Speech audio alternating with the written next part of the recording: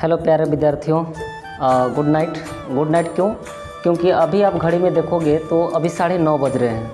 और जैसा कि आप पहले वाला वीडियो देखे थे कि आज शाम 4 बजे यानी 2 सितंबर से शाम 4 बजे से रेगुलर वीडियो जाना था, बट कोई मेरे साथ ऐसा प्रॉब्लम होने के कारण मैं वीडियो नहीं दे पा रहा हूँ।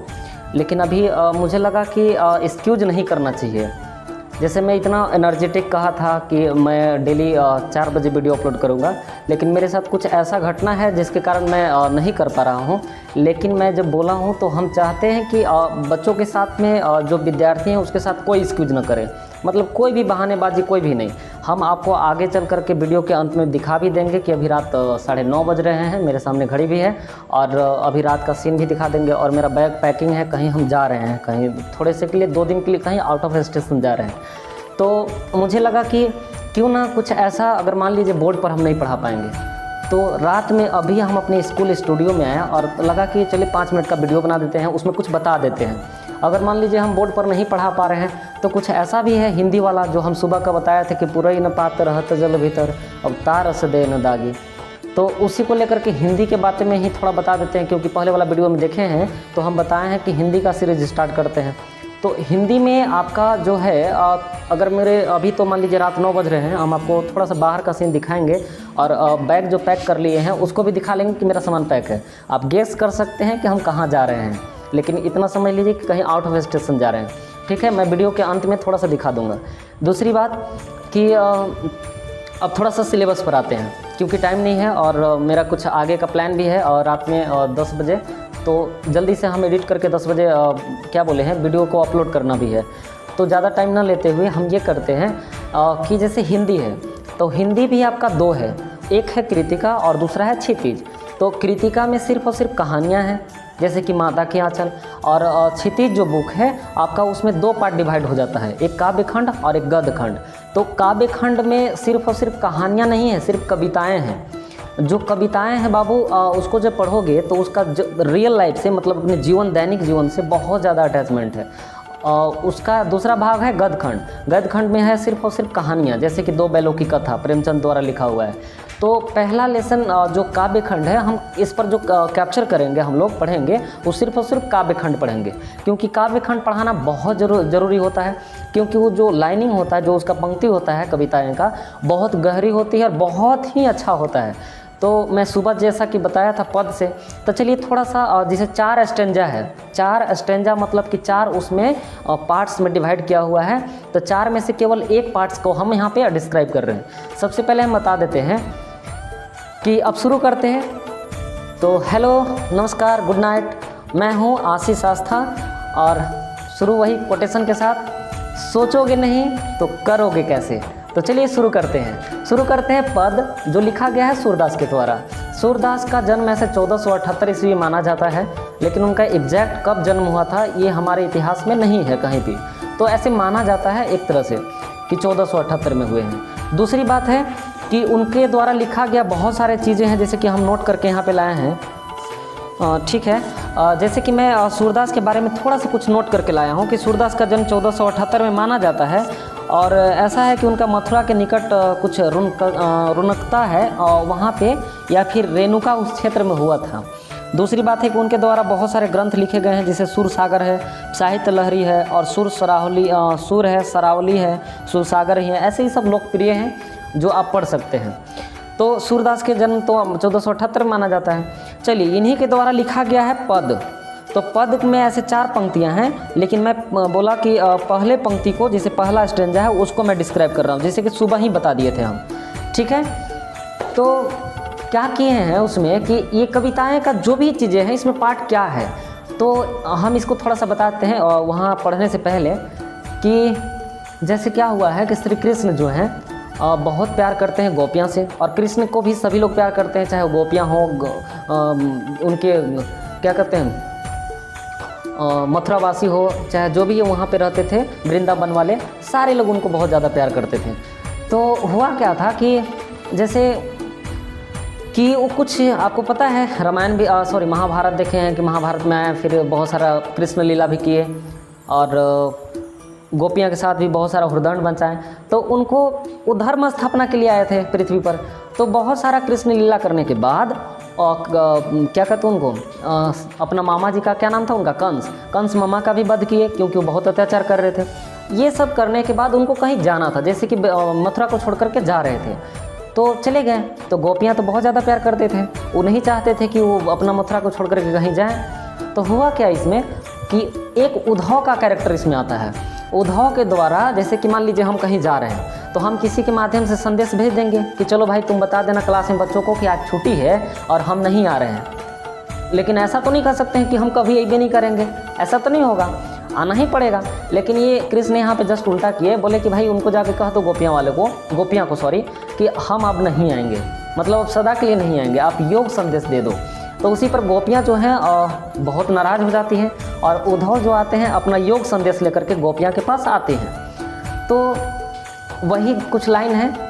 तो यहाँ पे है सबसे पहले कि उद्धव तुम हो अति बड़ी भागी और अपरस रह स्नेह तनागा ना ही मन अनुरागी। ये लाइन का मतलब क्या हुआ कि गोपियाँ जो है उद्धव को भाग्यवान नहीं कह रहे हैं, उनको उलाहने देते हुए कह रहे हैं कि उद्धव तुम बहुत भाग्यवान हो कि श्री कृष्ण के साथ में रहते हो और उनका प्यार, उनका जो प्रेम रूप जो प्रेम है, प्यार है आपके ऊपर नहीं पड़ा है, मतलब आप उनके प्रेम में मोह माया में नहीं फंसे हो। और हम लोग देखो कि उनके प्रेम जाल में कह लो कि फंस गए हैं और वो हमें छोड़ करके चले गए।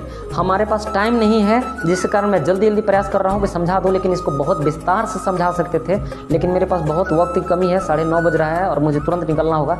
तो हम जल्दी से ये स्टेंजा को पूरा करते हैं। तो ये बोलते हैं कि भाई तुम बहुत भाग्यवान हो, लेकिन हकीकत में उद्धव भाग्यवान नहीं है। उद्धव भाग्यवान नहीं है, उनको मतलब मजाक करते हुए, उनका मजाक उड़ाते हुए, उलाहने देते हुए, उलाहना देना मतलब समझ रहे हैं ना, गांव घर में जैसे कि माँ लोग जो होती हैं अपनी बेटियां को उलाहने देते हैं कि भाई कुछ गलतियां करती हैं, जैसे खाना वाना नहीं बनाती है, झाड़ू वगैरह नहीं, पोछा वगैरह नहीं करती हैं, तो मम्मी क्या करती हैं कि देहाती भाषा में, भोजपुरी भाषा में, कि ससुराल जाएगी तो मतलब थोड़ा हम उसको नहीं बोलना चाह रहे, लेकिन ऐसे करते हैं कि ससुराल जाइए तो ऐसे कर बेटा, मतलब बड़ी उलाहने देते हैं, आप समझ रहे हैं। तो इस तरह के उलाहने देते हैं, उलाहना देना मतलब समझ रहे हैं। हाँ, तो उलाहने देते हुए कहते हैं कि उद्धव तुम हो अति बड़ी भाग्य मतलब तुम बड़ी भाग्यवान हो कि तुम श्री कृष्ण के साथ रहते हुए उनका प्रेम का प्रभाव आपके ऊपर नहीं पड़ा है। फिर आगे से कहते हैं कि पूरा इन पात रहत जल भीतर अब तारस दे न दागी। बहुत गहरी लाइन है। पूरा इन पात मतलब होता है कमल का पता, पूरा इन पात रहत जल भीतर मतलब कमल का जो पत्ता है जल के अंदर रहता है, और जल के अंदर रहता भी है तो आप देखोगे कि उस जल के बाहर उसको निकालोगे तो उस पर एक भी बूंद पानी का बूंद नहीं ठहरता है।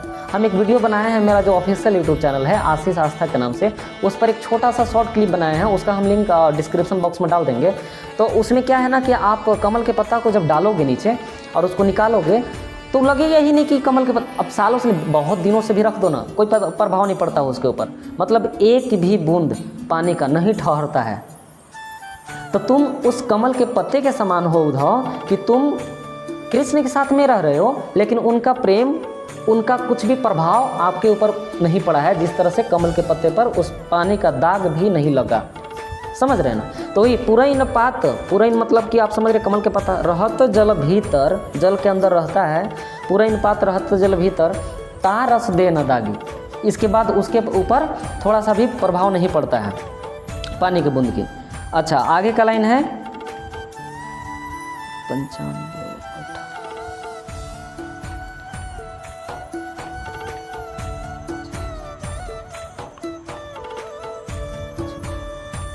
तो पुरैन पात रहत जल भीतर तार रस दे न दागे, हो गया। आगे का जो लाइन है कि ज्यों जल माँ तेल की गागरी बूंद न ताको लागी, मतलब कि तुम उस कमल के पत्ते के समान तो हो ही, और अगला तुम उस तेल भरी गागरी के समान भी हो कि तेल से लिपटा हुआ गागरी को अगर हम ऊपर तेल का लेपन कर देते हैं और उसको जल में भी रखते हैं, उसको बाहर निकालेंगे तो फिर होगा क्या, उस पर एक भी बूंद पानी का बूंद उस पर नहीं ठहरेगा, वो गिर जाएगा। तो तुम वैसे ही हो, श्री कृष्ण के साथ रहते हुए तुम कृष्ण का प्रभाव तनिक भी नहीं पड़ा तुम्हारे ऊपर। क्या समझ रहे हैं आप लोग।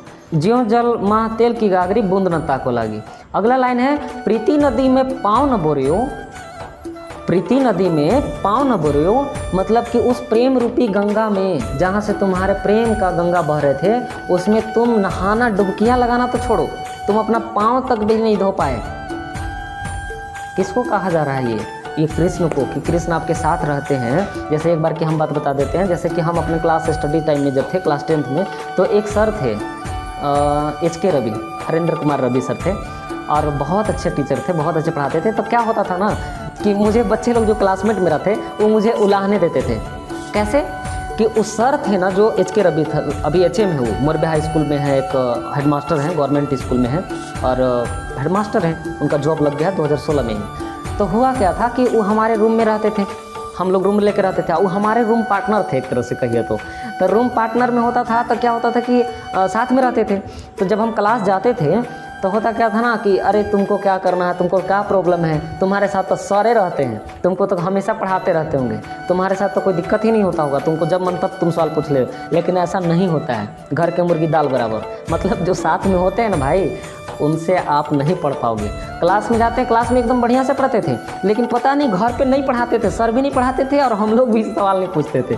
तो उलाहना बच्चा लोग बड़ी देता था हमको कि तुमको क्या दिक्कत है भाई, तुम तो भाई तुम्हारे यहाँ एकदम कृष्ण ही है। जैसे कि आप समझ रहे कि कृष्ण के साथ में रह रहे हैं, इनके बाद भी उनके ऊपर प्रेम का एक भी प्रभाव नहीं पड़ा। मतलब समझ रहे। तो प्रीति नदी में पाँव न दृष्टि न रूप परागी।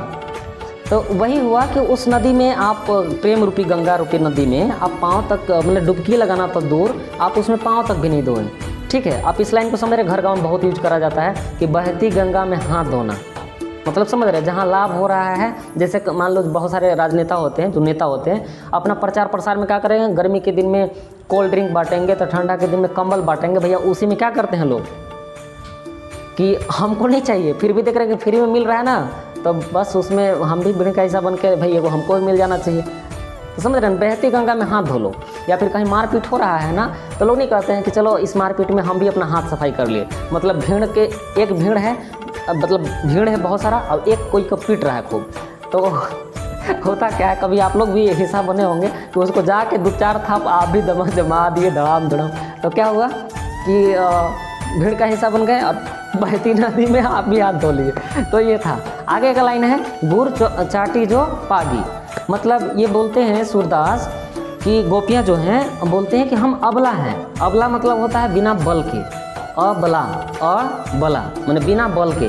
तो गोपियाँ कह रहे हैं क्या कि भैया बिना हम बल बुता के हैं। मतलब देखे होंगे कि गोपियाँ जो औरत होते हैं ना, मतलब क्या औरत जो होते हैं मतलब अबला होती हैं। अबला मतलब कमज़ोर होती हैं। अब कमज़ोर कौन भाव से हम बोल रहे हैं, शारीरिक रूप से भाव से बोल रहे हैं। ये नहीं कि नहीं तो फिर वो लोग बहुत होती हैं भाई। कहीं भी आप देखोगे कहीं भी लड़कियां कम नहीं हैं। तो यहाँ पे दूसरा टॉपिक हम नहीं ले रहे हैं, यहाँ पे कर रहे हैं कि शारीरिक रूप से वो जो गोपियां हैं अबला हैं। शारीरिक रूप से क्या है, अगर कृष्ण को पीटना भी होता है, पकड़ के यहाँ रख के बांधना भी होता है, तो भाई अबला है कृष्ण, तो भाई भाग जाएंगे। वो तो छोटे नन्हे मुन्ने प्यारे बच्चे नहीं हैं कि उनको पकड़ के बांध देंगे एक जगह। तो वहाँ पे गोपियाँ कह रहे हैं कि हम अबला हैं, मतलब बिना बल के हैं, तो हम उनको बांध भी नहीं सकते हैं। क्या कर सकते हैं ज़्यादा से ज़्यादा, वो तो हमें योग संदेश आपके माध्यम से भेज ही रहे हैं।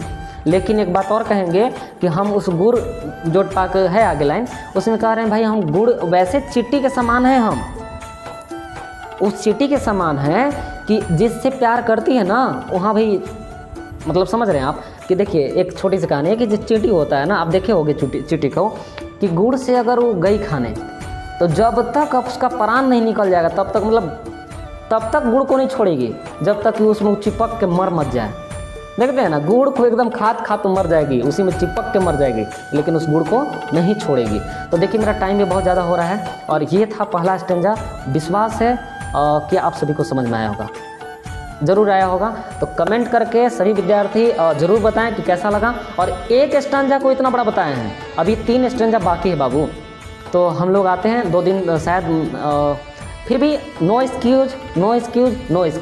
मैं अगर ट्रेन में हूँ चाहे कहीं भी बस में भी हूँ, तो आपके लिए ज़रूर छोटी छोटी क्लिप मैं ज़रूर बनाया करूँगा, क्योंकि मैं शुरू से ही कसम खाया कि कभी भी एक्सक्यूज़ नहीं देना है। सोचिए अभी रात 10 बजे अगर हम शूट कर रहे हैं, तो अगर एक्सक्यूज़ देना होता तो भाई हो जाता, सो जाते, भाई चलो एक्सक्यूज़ 10 बज गया, आप क्या करेंगे, विद्यार्थी को बोल देंगे चलो टाइम नहीं मिला, या फिर कुछ ऐसा घटना हो गया जिस कारण हम नहीं, लेकिन हम एक्सक्यूज़ नहीं देना चाहते हैं। इसलिए आप भी एक्सक्यूज़ मत दो।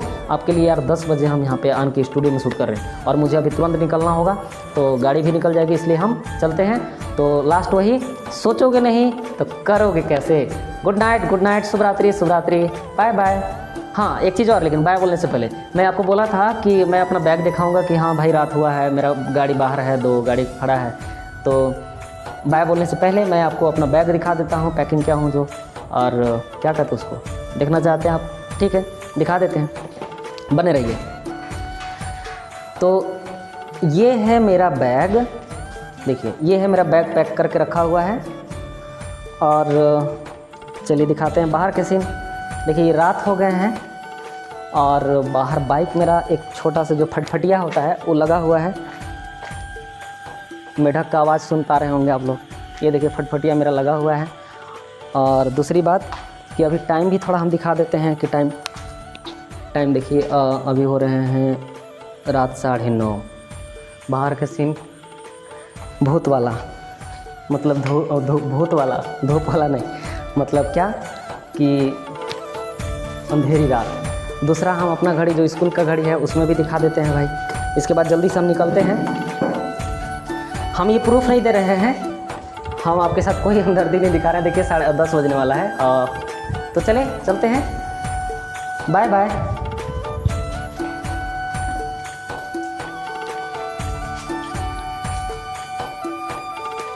ठीक है, तो चलते हैं। शुभ रात्रि, शुभ रात्रि, शुभ रात्रि। और मैं खुद से बोल लेता हूँ कि मेरा यात्रा जो हो मंगलमय हो। तो लास्ट वही कोटेशन के साथ, सोचोगे नहीं तो करोगे कैसे। चलिए, आप नए होंगे तो यूट्यूब चैनल को सब्सक्राइब कर लीजिएगा। इसी तरह से हम 10 क्लास के जितने भी हैं वीडियोज़ हम इस पर अपलोड करते रहेंगे। तो बाय बाय, गुड नाइट।